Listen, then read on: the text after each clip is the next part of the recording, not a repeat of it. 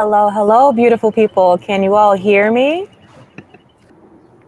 Awesome. So I'm really excited to have this chat with you all. This has been such a wonderful day. Symposium is always a brilliant experience, and so I'm joined by some tremendous, wonderful guests this afternoon to have a really dope conversation. I'm going to do some quick intros, and then we're going to get right into it. First, we're speaking with Malay Araya, who is an artistic director, writer, and archivist, whose talk on the Black Bacchic music videos of the Diamonds and Pearls era was fantastic. Next up, we have Cassie Ritchie, who is a fashion historian, writer, and independent film performer based in Glasgow, Scotland, who presented today on the style we sport in, redefining the new power masculinities in Prince's Get Off, followed by Karen Turman. Karen Turman is a PhD and a prefector of French in the Department of Romance Languages and Literatures at Harvard University, who presented on Filthy Cute, Image, Style, and Dance in Cream. And finally, today, Laura Tiebert, who is a formerly of Chanhassen, Minneapolis, who's a writer, editor, who spent several years studying and writing about Prince. And today's presentation is about Follow the Yellow Brick Road, Diamonds and Pearls. Round of applause, everybody. Thanks so much.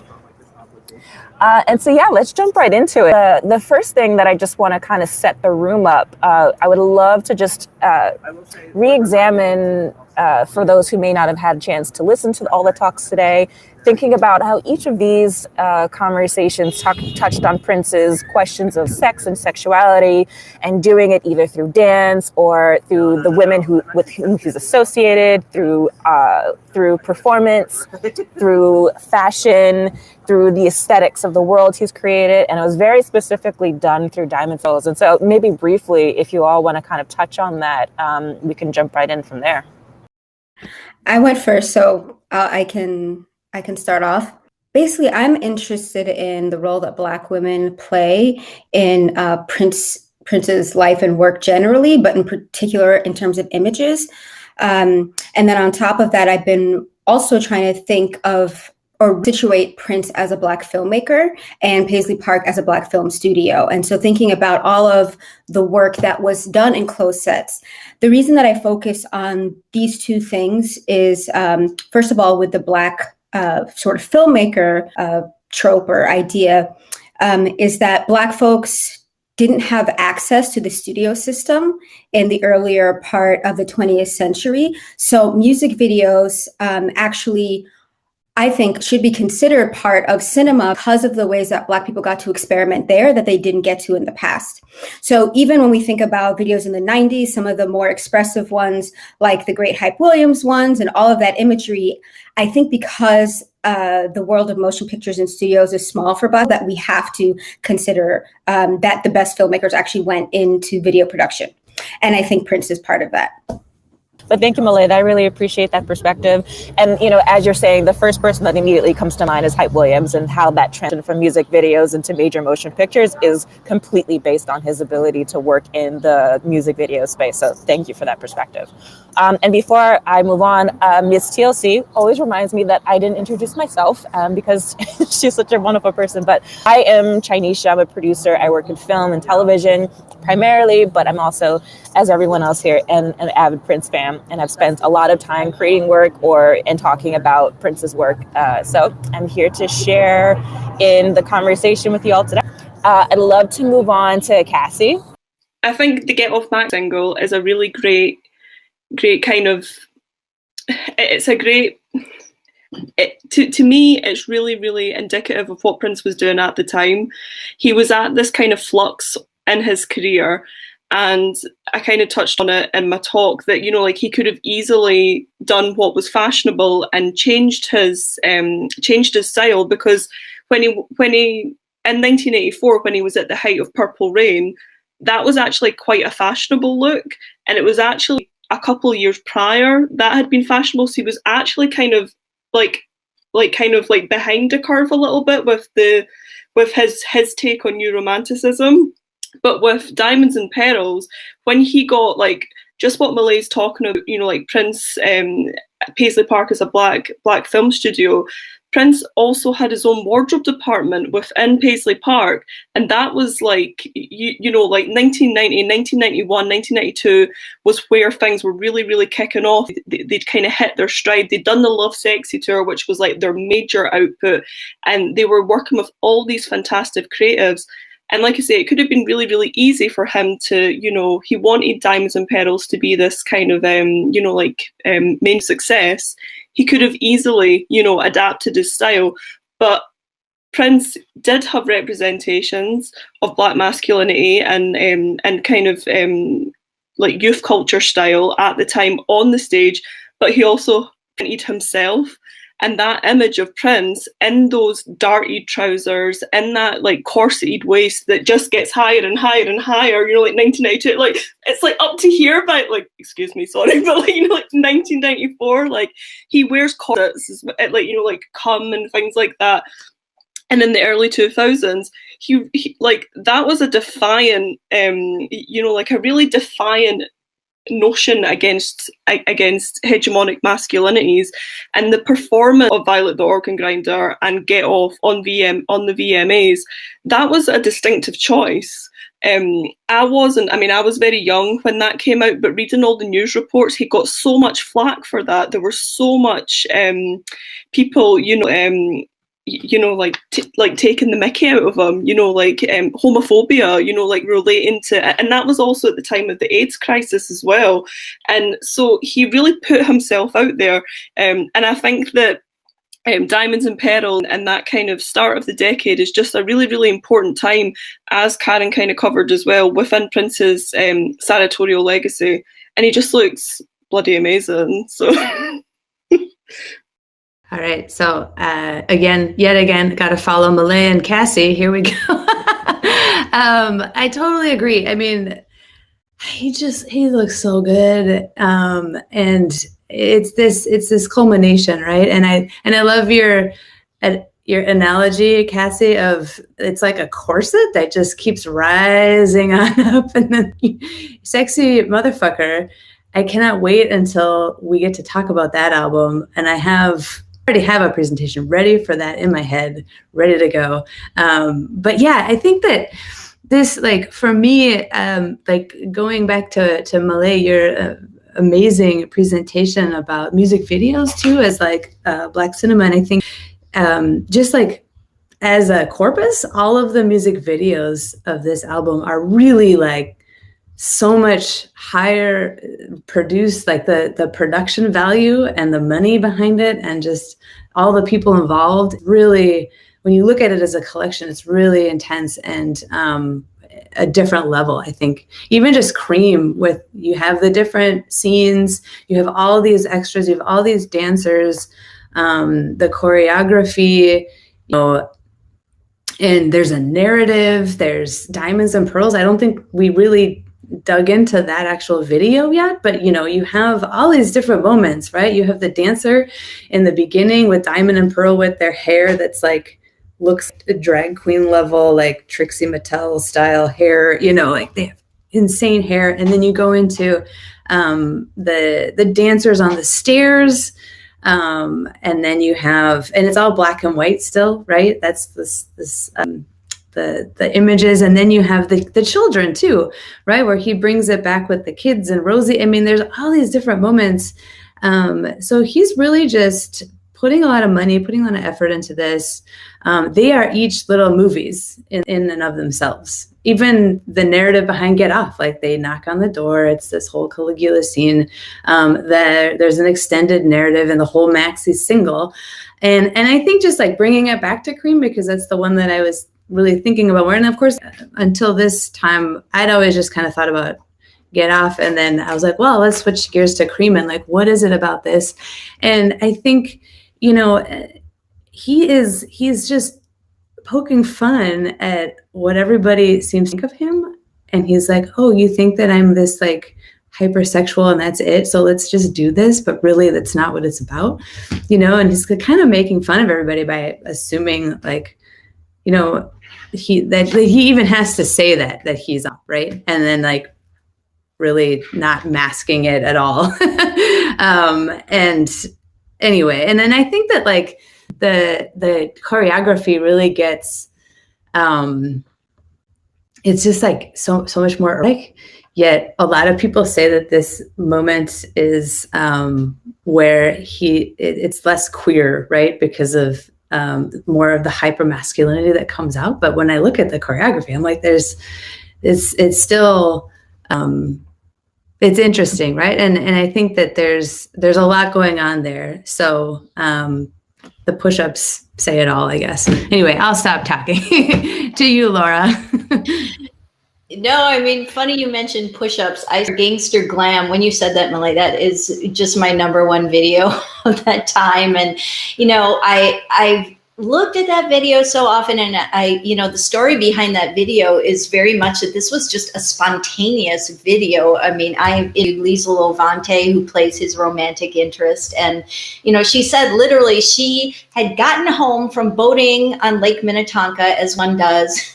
And her phone rang, and it was Prince. And he was like, grab your best dresses. Like, come on over. We're fooling around with a video camera. And she was like, that sounds a little dangerous, you know, like fooling around with a video camera with Prince. But she went and she showed up, and there was a whole crew, and she was like, are we filming something? And that literally is just how it started. I mean, Prince started playing music. They were outside on the cars, and there you went. And, you know, I just love that Prince had this spontaneity when, you know, compared to, I don't know, Malay, you must know so much about this, but what I remember of other music video at the time was like, you know, George Michael with all the supermodels, and it was very like finished, and it had a certain, and here's Prince just like hanging out with the NPG, just enjoying Minneapolis, you know, brief but beautiful summertime. And, you know, I love that feeling of Prince. I think you're right, Karen. It was very much in your face and like, you know, screw what everyone else says. We're out here in Minneapolis, you know, doing our own thing. And there's just so much joy to this period. I really enjoy. I think as well, Laura, in your interview, when she mentioned that Prince didn't have any shoes on, and she was completely shook by that. And I think, you know, like that notion that, you know, like Prince was taking you into his home. It was that, you know, like kind of early crib style, but just the idea of Prince being barefoot. If I may, first of all, I just wanted to say thank you for the presentations. I just enjoyed them all so much. And especially when it came to the use of color, yellow, and also thinking, Laura, as what you said, as this as the continuation or the response to Graffiti Bridge. And I have a question about that, but I do want to say something about the whole hanging out thing that shows up in Gangsta Glam. I think you see that even more in Call the Law, where they're actually outside in the playground, where they're in a house party. And I think that this is very much a part of what hip hop music videos are doing, where there is sort of this sense of like, yes, you are in the street. You are styling the street as well. You're picking exactly what you're showing from the street, which is something that I think he tries to formalize in Graffiti Bridge, but actually comes off much more authentically and frankly beautifully in the videos from Diamonds and Pearls. Laura, my question that came up when I was listening to your presentation is about the transition from Graffiti Bridge to this like Wizard of Oz thing that you had put together. And with the thunder as a beginning, as like a cataclysmic sort of event that puts things in motion, I was wondering what you thought of the use of death in Prince's work, in particular in his films. Like somebody got to die in a film. At least in Purple Rain, the dad survives, but initially everyone died, you know, in that first script. So that idea of rebirth happening at the end of Graffiti Bridge, how does that work in your understanding then moving forward with the conversation? With what you talked about.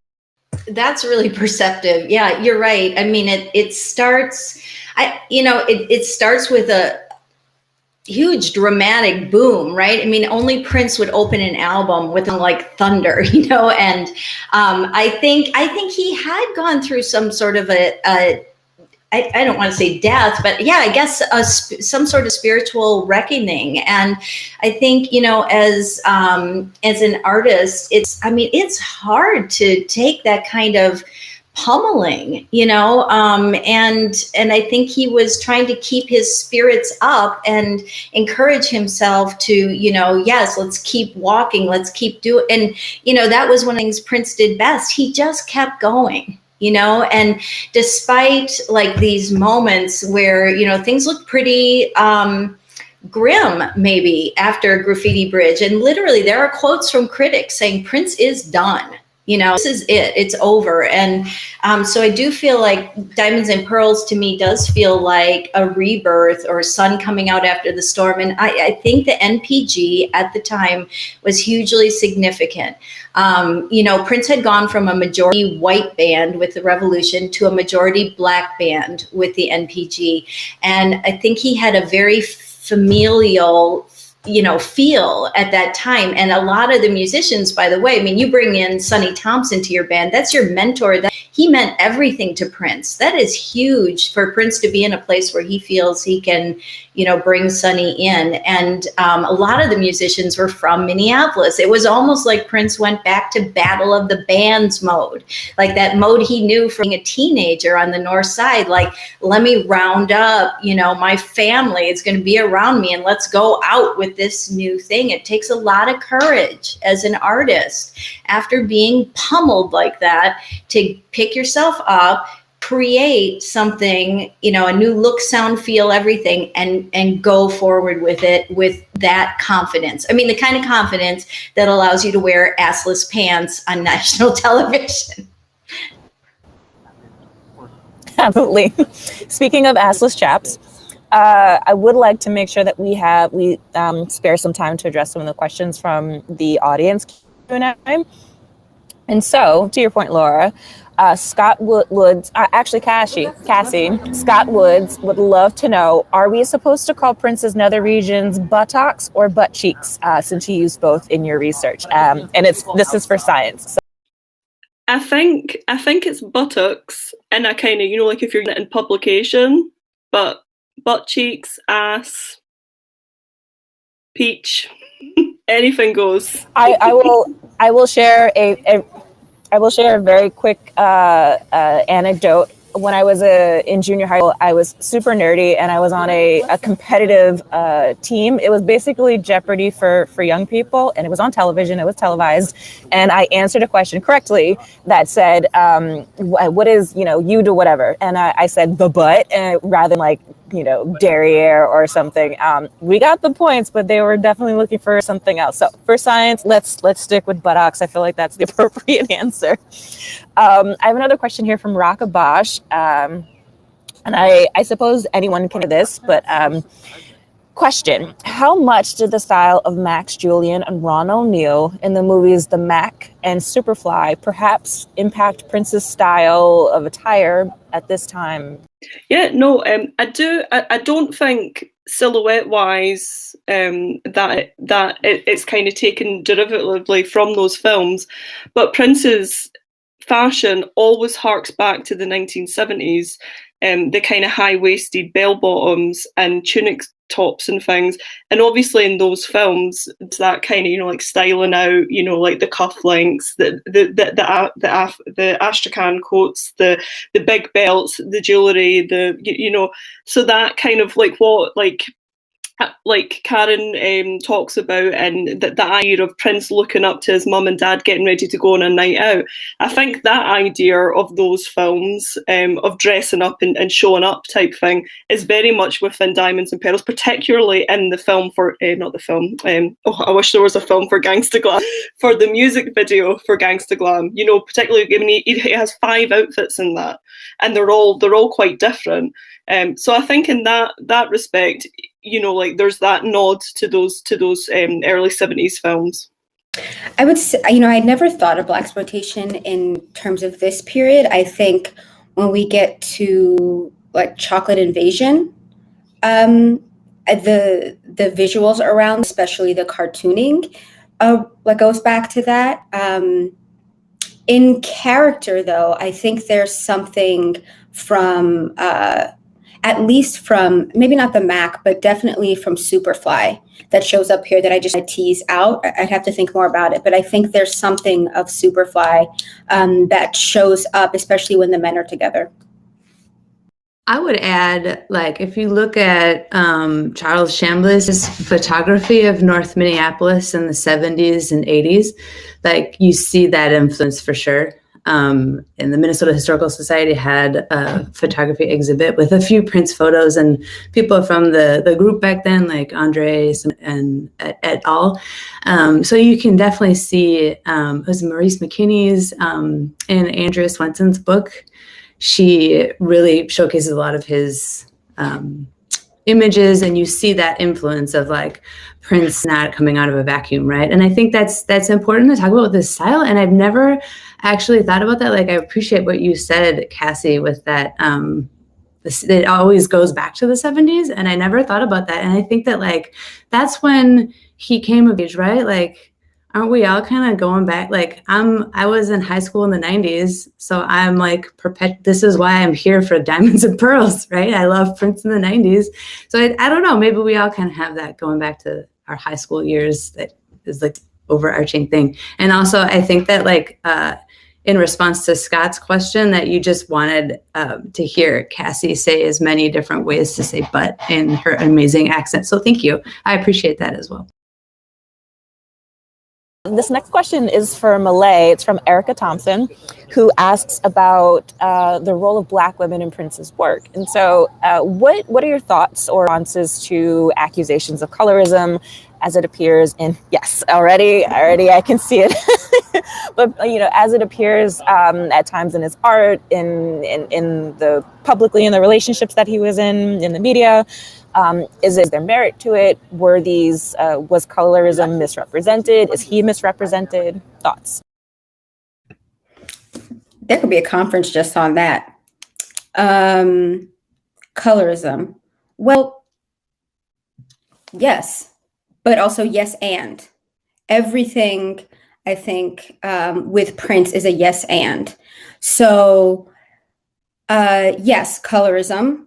And what project here is sussing out the ways that Black women show up in his work and where they are absent. And so, okay, if Black women are particularly, or yeah, Black women and darker women for sure are not really present romantic interests, where do they show up? And I find, and this is not in defense of colorism in any way, but when women aren't solely the romantic objects, they have more places to show up. So we see Black men who are older. We see women from different women in different skin tones show up in different ways in his life. And I think if we look at it just in terms of the romance, where, yes, I do think there's colorism, we're actually shutting out a lot of the Black women who were in Prince's life and work. So there's a way in which, you know, sometimes when we deal with Black male artists who showcase a lot of Black women in their work, it tends to be like mothers and love interests. Whereas when it's not like that, you know, you think of, for example, Angie Stone with Prince in that video, there's a different kind of relationship that can happen that is equal, that isn't based on romantic fantasy, that isn't sort of a, I don't know, like a lyric, old romantic idea of what a woman should be. So I don't know. This is stuff that I'm just working out. But as I said, I think some of his most interesting work and ideas are him in relationship to Black women, or to what the perception of his relationship to Black women are. So yeah, there's colorism, and there's also Black women. I wanted to respond to that, but also someone's blasting Whitney Houston, so there's that happening. But Malay, to your point, specifically talking about brown and dark-skinned women, you know, Rosie Gaines shows up, especially during this time period, and how she functions as a key feature of his work, not necessarily in the romantic sphere, but absolutely throughout the work that he's creating, and relying on that kind of talent, that caliber of talent that exists outside of outside of the normal or the typical kinds of women that he might keep in his entourage. So if I could just say, sorry, just one more thing. Yeah. We know how colorism operates in pop culture. And I think increasingly, as someone who has been like cognizant of pop culture more the 90s on, if you look at the charts, there's just less and less, fewer and fewer black and I should say darker brown women on the charts. And I think what this also has to do with the commodification of black women's images. And so we keep seeing lighter and lighter women. If you think about the black women who have topped the charts in the last year, they're all light skinned. Lizzo was like the first one to really come through with that. So my thinking about this is what situation do we need to be in, and what parameters need to be in place for brown and dark women who are talented to be. And I think when they're taken, so this is all to say that when you actually view women, and black women in particular, as having talent, as being worthy of being something else other than a romantic interest or a sexualized object, more black women can appear. And that's what I see in Prince's work. Wonderful. I think we're kind of rounding out the end of the session. I would love to close with just some maybe final thoughts about, just the period, or what you hope folks take away from the album, like what your desired lasting impression from Diamonds and Pearls should be for audiences, if you had one thing that they should take away. I would just say Diamonds and Pearls. Admittedly, some of the music has dated, but I think the messages are timeless, and I think it's a feel good. To me, it's a feel good album, and one that never fails to just evoke a lot of emotion. And I think it's just fun to relive this era. And especially the videos are worth revisiting. Prince looking, just his finest. Yeah, I'll iterate that again, which means reiterating it. He looks the best, period, right? Like, watch the videos, look for yourself, but also get off, right? We just saw that in Coming to America, and that's fresh. Like, that felt good, in my opinion. I liked that, and I think that, like, that song is incredible, and I still love Cream. I think with most of Prince's albums, there's always a track or two that I always skip, right? I mean, we all have that. And so when people are talking about Push and Jughead in the chat, I'm like, I don't even remember those songs because I probably skipped them, right? But I think that it is really important to consider the style and the image and how he looks right now. And for me, I go back to like Christy and Mike's 2017 Manchester conference, where you used Herb Ritz's images for the swag, right? And for the conference. And I think we see those images so much, and they're just as synonymous for me with Prince's, like, the Purple Rain look, really. Some of the looks, like, not everybody like this one, right? Just shout out to my little, I guess it's the nude era, right? That's still an amazing look, but I just think the Herb Ritz, that photography is so iconic, and it starts here, and I think it's worth, that alone, regardless of whether you like Daddy Pop or not. All right. All valid points. Unless Malay and Cassie want to add anything, I'm going to go ahead and say thank you all for joining. Yeah, please go ahead. Can I just say, sorry, I know but this album gets me going as a child of the 90s. It's like, in some ways, my entry point into Prince. And I think what I get is it's Black people at play, and it's Prince at play with Black people. And that sense of visual pleasure that Black people and other people are getting from watching that play, I think is really important to know. I also think that with a sort of return to a little bit funk and an exploration of hip hop formally he has a place to jump off of. And I think that, in jazz or in other sort of like a tightly form related forms of music, that's where improvisation can come. That's where sort of the chaos can come from in a way that is actually useful.